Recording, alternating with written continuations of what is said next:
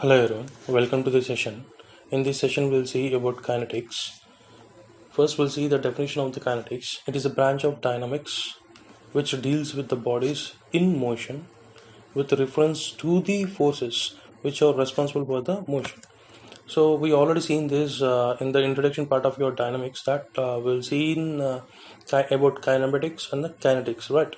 In the kinematics we consider only the motion, but here in coming to the kinetics we have to consider both, which is like motion and the forces, right? And we have different types of motions, like which we already seen in the kinematics, which is like translation, rotation, and the general plane motion. And in this session of kinetics we'll solve each problem on translation, rotation, and general plane motion. And to solve this we required a few principles. Okay, we see that, and before that we'll once again try to understand what is the difference between your kinematics and the kinetics.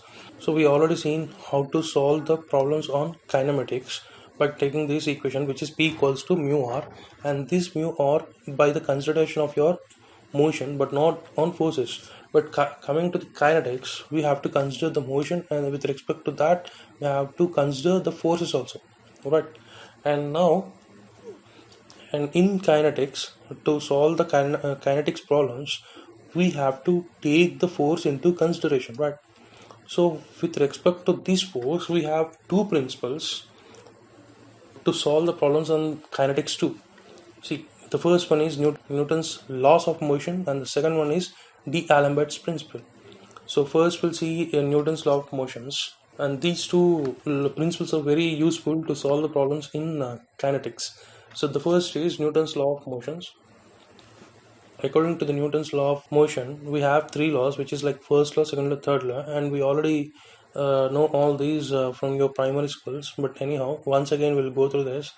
First law: every body continue in its state of rest or uniform motion in a straight line unless it is acted upon by a external force to change that state.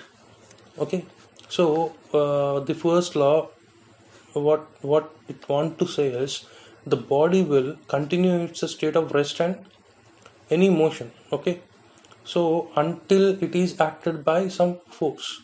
So up to this part it will says about inertia, and about this part, that is like second part, it will states about force. So it is, we can simply call the first law as law of inertia. And coming to this second law, okay, the rate of change of momentum of a body is proportional to the applied force and that take place in the direction in which the force is acting. So when the force is acting, there is a rate of change of momentum, right? And moreover, and this is the basic law which you're going to use to solve the problems in the kinetics. So this law is law of kinetics. Clear? And coming to the third one, which is third law: to every action there is always an equal and opposite reaction. And this law you're going to use to solve the problems in impulse momentum, like recoil of your gun. And when there is, for every action when there is a reaction, this law is very useful, right? And for that the best example is impulse momentum and the recoil of gun. So for that it is very useful to solve the problems.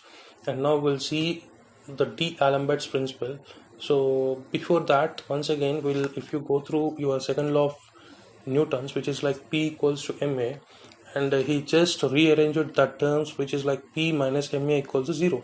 But this equation states that it is the equation of dynamics, equation of dynamics. But D'Alembert principle states this equation as equation of statics or equation of dynamic equilibrium. That means, see, and what he D'Alembert want to say is this is a force, okay, and this is your inertia one, okay, and these two will be in opposite direction when acting on it.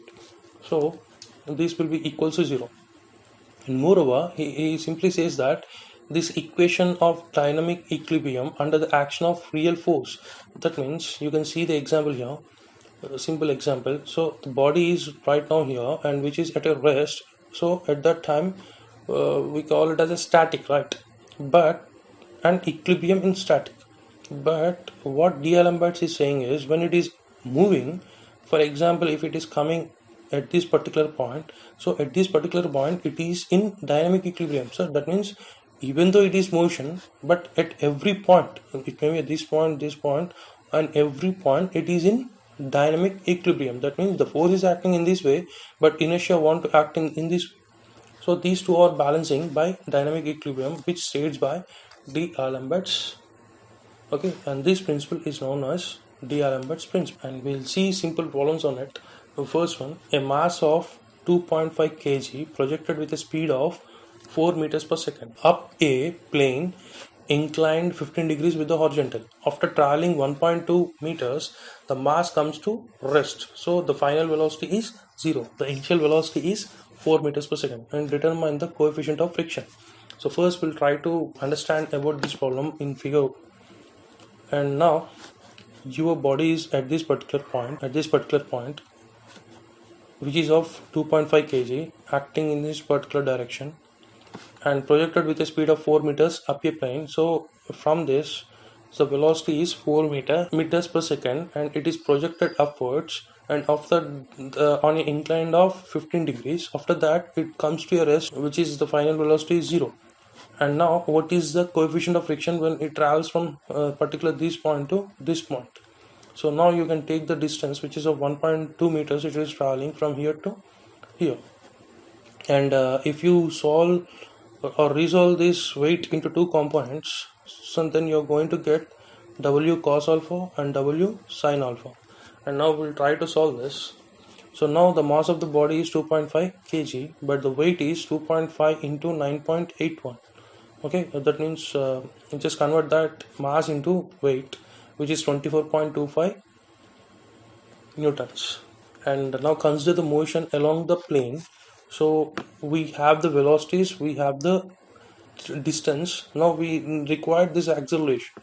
Okay, so for that sake, v square is equals to u square minus 2as. Final velocity is 0, initial velocity is 4, and you know the distance, which is 12 meters.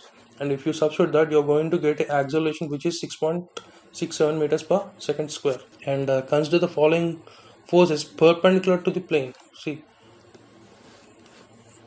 this is the perpendicular to the plane, which is W cos alpha you're going to get here, and that one is reaction, or we can simply call normal reaction. W cos 15 degrees is equals to 24.25 into 0.966, that equals to 23.68 newtons. So this is your normal reaction. So now you got the acceleration and the normal reaction, but what we require to find is friction. What is friction? F equals to mu r, right? So for that sake, you are finding F equals to mu r. So we required this mu. So for that, you are going to find your reaction, normal reaction, F equals to ma. We know the mass, but we required acceleration. So we already find this acceleration and the normal reaction, and now we resolve all the equations to get this coefficient of friction.